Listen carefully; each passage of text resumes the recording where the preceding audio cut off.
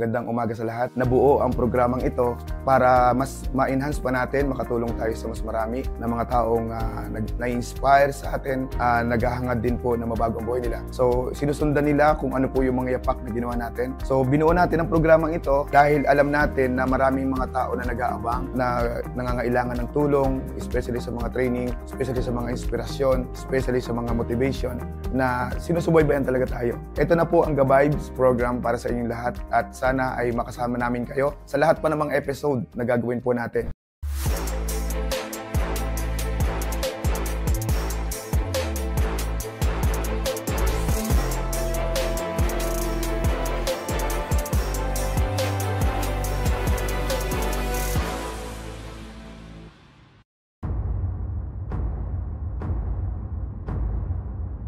Good morning, magandang umaga, ka-vibes, no? Sa mga nakikinig po sa atin, Luzon, Visayas, Mindanao, welcome po sa programa ng Ga-Vibes. Subaybayan niyo po yung mga programa ng Ga-Vibes para makatulong po sa mga nagsisimula po sa ganitong larangan, lalo-lalo na sa kapamilya po namin sa One of the Lifestyle International. Meron po tayong isang guest right now at isa sa mga hinangaan ng karamihan, hindi lang po sa pamilya ni One of the, of course, sa ibang leaders, sa iba-ibang kumpanya. Dalawa lang po ang pwede natin makita sa buhay, sa MLM business, no? Yung isang successful na tao at isang failure na tao. Gusto natin mapakinggan kung paano ginawa ni Coach Gab Castillo ang kanyang success o journey sa buhay sa industriya ng MLM. So once again, Coach, good morning. Good morning. Okay, pwede ba namin malaman kung sino ba talaga si Gabriel Castillo sa panahon niya? Pakilala po muna, ako po si Gabriel Castillo. Ako po ay isang taong may malaking pangarap. So kung ano man po ang katayuan ko ngayon, kung ano man po meron ako ngayon, nagsimula yan sa pangarap. Dahil yung kabataan po namin, talagang sobrang hirap ng buhay. At hindi po kami pumayag na wala kaming gagawin. So ang nagtulak lang sa amin dito para makarating sa ganitong kalagayan, kung ano man po ngayon meron kami, ay dahil sa kahirapan ng buhay. May gusto lang talaga akong alamin sa'yo. No, alam ko successful ka na ngayon sa buhay. Halos nagsimula ka from nothing to something. Sabi nga nila, from rag to riches. No, nakikita naman natin bilang Gab Castillo sa panahon ngayon. Alam ko po na hindi madali, no, bilang networker. So pag sinabing successful, masaya ka ba ngayon sa buhay mo? Kasi kung susukatin natin ang saya ng tao ay about sa pera. Walang katapusan kasi ang pera. So hindi natin masasabi na kung mayaman ka na, may mga tinatangkili ka na, ay masaya ka na. Habang nabubuhay tayo, ang tao wala talagang kakontentuhan yan. Ano po? Hindi ko naman sinasabi na sakim tayo. Pero kung yung tanong po, Coach Richard, na masaya pa ako, siguro sa tingin ko hindi pa ako masaya. Kasi ang nagpapaligaya sa atin ngayon, hindi naman yung kung ano meron tayo ngayon. Kung pera, meron na tayo nun, pero hindi yun ang nagpapaligaya sa atin ngayon. Kapag may nakita kang mga taong namamag-asa na para bang kailangan yung tulong mo, yung serbisyo mo, at naibigay mo sa kanila yon, doon ka nagkakaroon ng fulfillment. Hindi ko masasagot kasi ng eksakto yung tanong mo kung masaya ako ngayon. Kasi mixed emotion po ako eh. Kapag titingnan ko kung ano yung meron ako ngayon, may kulang pa rin. Ano po? So, hindi nga lang sikutan lang talaga ay yung pera at tinatangkilik natin. Pero in terms of makikita ko yung mga tao na may nagbabago ang buhay dahil inspired sila sa iyo, nagkakaroon ka ng kakaibang pakiramdam na hindi po matutumbasan ng kahit anong pera. Ang sarap pakinggan, ano? Kasi nakaka-inspire po tayo sa karamihan. It's not about the money only, ang happiness ng isang tao. Bagkus nagkaroon siya ng mas malalim na value o kahulugan ang success. But anyway, bago ka naging successful, Coach, ano yung mga bagay na pinagdaanan mo during the time? Balikan natin 5 years ago. Dumarating din ba sa punto mo na habang ginagawa mo siya ay gusto mo nang sumuko?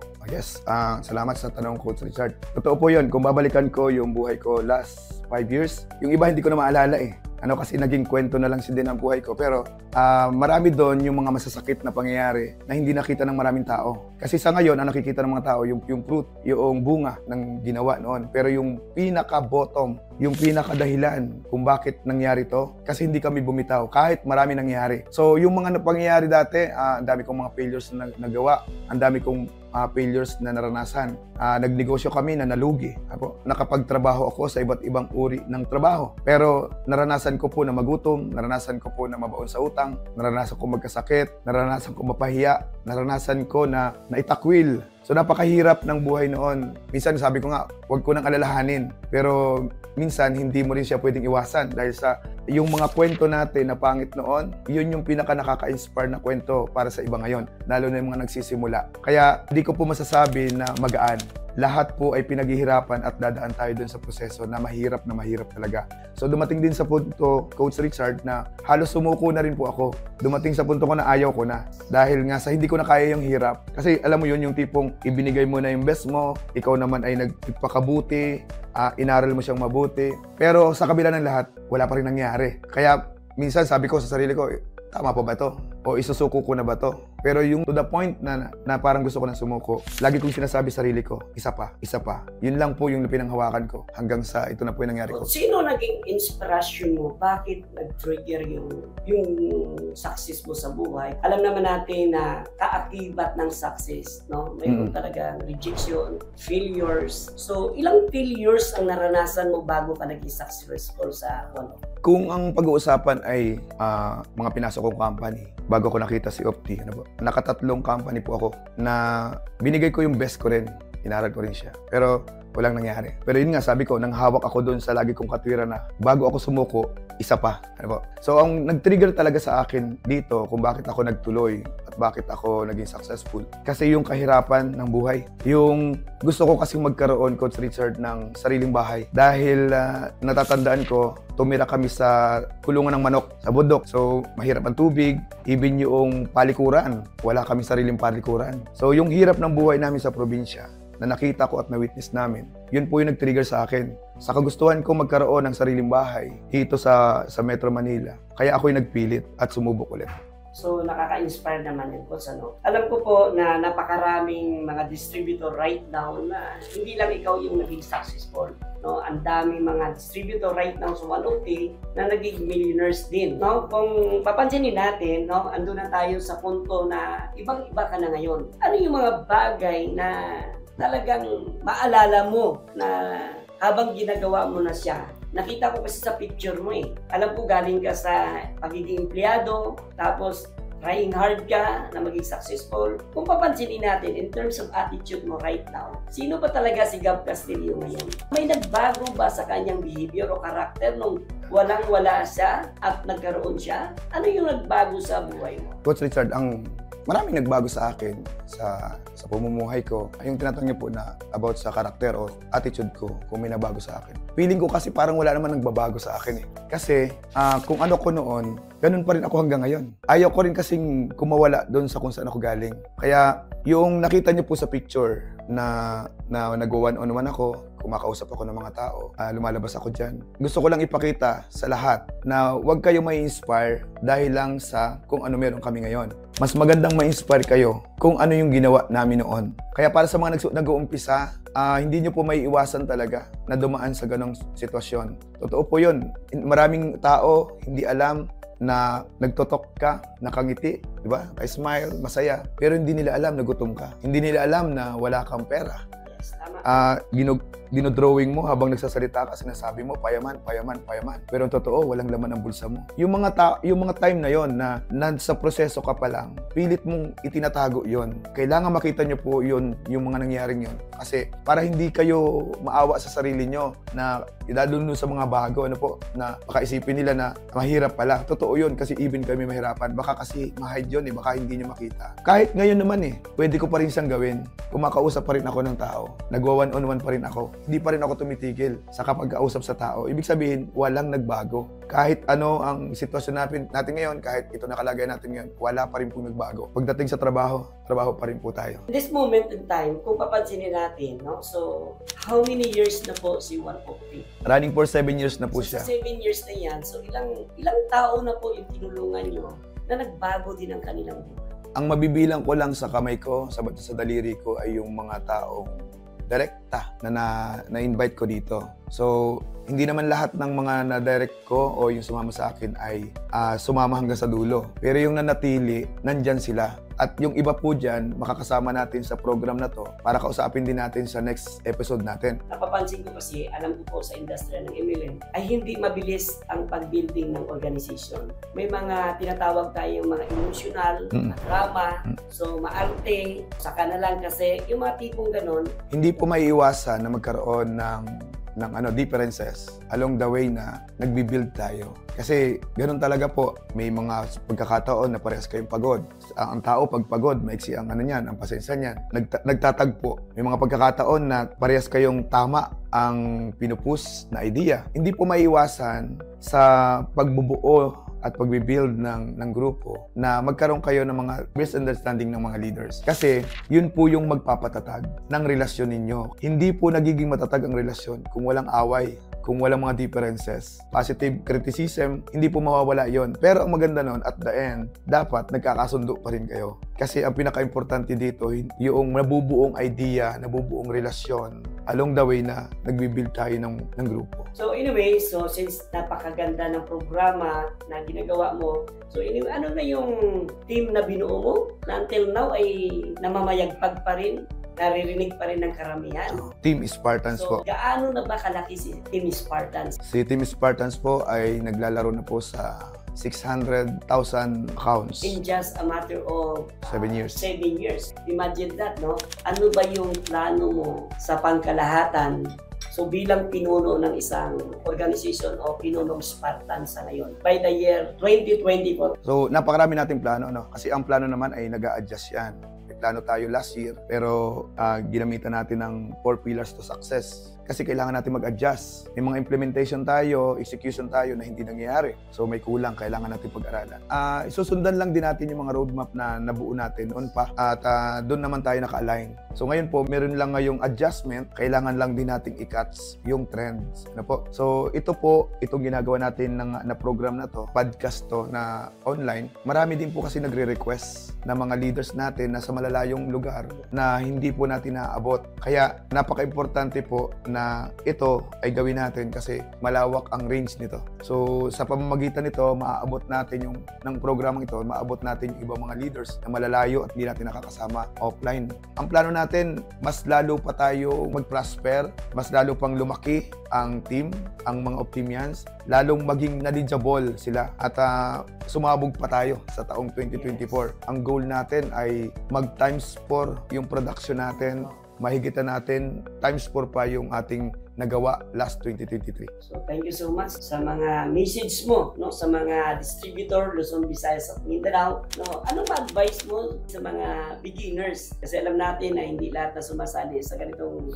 industriya, lalo na sa One of the Lifestyle International ay talagang batikan, no, na mayroon silang mga experiences na pinagdaanan na iba-ibang company. Kailangan consistent ka sa ginagawa mo. Huwag yung pabago-bago kasi pag pabago-bago ka, ma-disalign ka dun sa vision mo. Dapat may malaki kang vision. At yung vision na yon, nakapokus ka doon. Kailangan po, hindi man ganun kabilis ang resulta. At least, palaging may ginagawa, laging umuusad, progressive lagi yung nangyayari. Para sa mga baguhan, sa mga new blood, kahit mga dati ng mga network marketer na pumapasok kay Opti, pero baguhan kay Opti ngayon. Unang lagi namin po sinasabi, i-adapt niyo po yung culture na meron kay Opti. Kasi yan yung sinimulan. Yan yung mga ninunong mga kasanayan at kaugalian. So kailangan po makilala, malaman nyo po kung sino si Opti at ano yung galawan meron dito. Tapos, hindi naman mahirap gawin si Opti. Nahihirapan lang tayo minsan kasi hindi pamilyar sa atin yung ginagawa. So, kailangan maging pamilyar sa inyo kung ano meron kay Opti. Kapag pamilyar na sa atin, magiging mas mag-ana siya. Bago ko i-cut yung sinasabi ko, gusto ko po muna magpasalamat, unang-una sa ating Panginoon Diyos kasi itong 2023 talagang niyugyug tayo. Niyugyug si One Opti. Isa lang ang magandang nangyari. Nalaman ng tao na totoo talaga si Opti. Nalaman ng tao na talagang matibay si Opti. Bakit? Niyugyug eh. Kung meron mang mga naapektuhan at nakapag-desisyon ng pabigla-bigla at wala na ngayon kay Opti, senyales, si Opti nandiyan pa rin. Come and go talaga. ang tao dito. Ang mahalaga lang, ikaw, ano ang magiging consistency mo dito? Saan ka ba nakapokus? Diba? Dapat mag-focus tayo sa pangarap natin na pwedeng ibigay talaga ni Opti. Ang nangyari po doon sa Opti, niyog-yog siya tuwing 2023 based sa aking analysis at narinig ko rin po sa ibang mga leaders. Lalo daw po magiging matibay si Opti next 2024. Alam niyo kung bakit? Kasi nga po, maraming nagsasabi na babagsak si Opti, hindi nila napatunayan. Kaya yung mga nag-aalinlangan na alis kay Opti next year, hindi na alis. Bakit? Napatunayan din nila na talagang totoo pala na matibay si Opti. Kaya yung iba po na mga papasok kay Opti, gusto namin, i-adapt niyo po yung culture na meron dito. Kasi si Opti, i-design yan para tayo ay maging successful. Yung pangarap natin, makuha natin dito. Salamat po sa ating mahal na chairman kasi sobrang hanga po kami sa leadership mo. Napakatatag ng leadership niyo po. At salamat po sa pag-provide mo ng ganitong magandang opportunity na nakikinabang, hindi lang po kami, nakikinabang ang mga kababayan natin Pilipino, pati nasa ibang bansa. Worldwide na po ang range ng ginagawa natin kay Opti. Salamat din po sa mga leaders, sa inyo po, sa lahat po ng mga kasama natin na patuloy na nagtitiwala. Guys, ano man ang mangyari, mamahalin natin kung ano yung opportunity na meron tayo ngayon at ingatan natin. Tama. Anyway, Coach, sa totoo lang, Coach, no, habang nagsasalita ka, nakaka-touch kasi, no? Kasi yung tao ito is from nothing to something. No, abundance eh. Kumbaga, ang blessing hindi mapipigilan eh. Anyway, kung papansinin natin, in terms of finances mo, paano mo siya minamanage? Bakit? Kakaiba. During that time, sa panahon kasi namin, 20 years ago, ang mga networker kasi that time, parang walang guide eh, para sa amin. Kumikita, even ako that time, kumikita ng malaki, karoon ng millions, pero walang advice before sa amin na ito yung gawin mo sa finances mo, ito yung dapat ipoprogram mo. But right now, kung papansinin natin, yung ginagawa mo bilang Gab Castillo sa industriya ng multi-level marketing, kakaiba eh. Within 7 years, imaginein mo. So, paano mo hinawakan yung mga bagay na yan? Sino ba talagang naghahawak ng pera mo? Ikaw ba o si Mrs.? Yan po yung malungkot na tanong. Di joke lang. Actually, naging wise na lang tayo. Yes. Kasi nung pumasok tayo sa industriya, ang dami nating nabalitaan, kumita ng malaki, naging successful, pero nakakalungkot lang, yung kanilang kinita naging dashboard. Ang pinapakita lang mga dashboard, pero pag tiningnan mo po yung kanyang investment, yung kanyang pera or savings, walang nangyari. So napakaswerte natin kay Opti. Bakit? Hindi lang po tayo nagkaroon ng chairman na nagpo-provide ng products, system, company, o lahat ng needs natin. Ang maganda lang po dito, even chairman, siya po ay nag-a-advise sa atin. Parang financial advisor na rin po namin siya. Kasi ang lagi niyang pinapayo sa amin, huwag na ninyong tutularan yung mga nangyari sa iba. Kaya binabago natin ang history. Sa totoo lang, itong One Opti, wala po ditong hyping. Hindi natin hinahype ang tao. So, binago natin, sabi nga ni Chairman, si Opti ang babago ng mundo ng network marketing. Ngayon ko siya naiintindihan. Bakit? Kasi yung iba, hindi naman lahat, pero yung karamihan po, magkakatulad ng nangyari. Naging broke siya at the end. So, ngayon po, kailangan nating baguhin yon. So, salamat kay Chairman kasi every time na mag-uusap kami, ang tinatanong niya, saan mo gagamitin? Saan mo dinadala? Ang maganda lang, hindi po ako humahawak ng pera. Ang humahawak ng pera, and every man success, there's a woman behind. English po yun. Parang isang linggo ko na pong kinakabisa yun. Totoo po yun. Isa po sa naging sekreto ko talaga. Maliban kay Chairman, yung misis ko. Siya po talaga ang nag-handle at nag-manage. Tandem po kami. Ako ang marunong sa trabaho. Pero siya naman po ang marunong pagdating sa pagsinop. Kaya nakakatawa pong isipin. Minsan nagugulat ako, sinusurprise ako niyan. Na sinasabi niya kasi sa akin, lagi niyang termino. Wala na akong pera. Wala na tayong pera. Laging ganon. Nagtataka ako, paano tayo mawalan ng pera? Kaya nga ako kumakayod, humahataw para magkaroon ng pera. Pero yun pala, sinusurprise ako. Every year po, lagi siyang may surprise sa akin. Alam niyo kung ano surprise niya? Savings. Advice ko na rin po sa mga leaders. Ang partner po natin, blessing sa atin yan. Pagtiwalaan. Dapat kayong sa isa't isa, may trust kayo sa isa't isa in terms of money. Mahihirapan kasi tayo kapag wala tayong tiwala sa isa't isa. Asawa mo yan, pagtiwalaan mo yan. Kaya yung success ko, hindi ko siya pwedeng i-claim na dahil lang magaling ako, dahil lang masipag ako. Hindi po. Kasi kung naging waldas din po ang misis ko, wala rin po akong ganito. Kaya ito po ay advice ko rin po sa mga leaders na kung ano po yung nangyari sa amin, sundan nyo lang po. Isa po yung misis natin sa pwede pong magbigay ng success natin. So, guys, sa totoo lang, napaka-inspiring na ginawa ni Coach Gab para sa akin at sa lahat po na nakikinig Luzon, Visayas, Mindanao. Hindi lang po nagtatapos dito, no? Marami pa pong pwedeng gawin, marami pa pong advice si Gabibes. Tuloy-tuloy hanggat may 1OP, may Gabibes po tayo. Siguro mayroon ka pang huling message, Coach, sa pangkalahatan. Ayun. So, salamat. Salamat sa iyo, Coach Richard.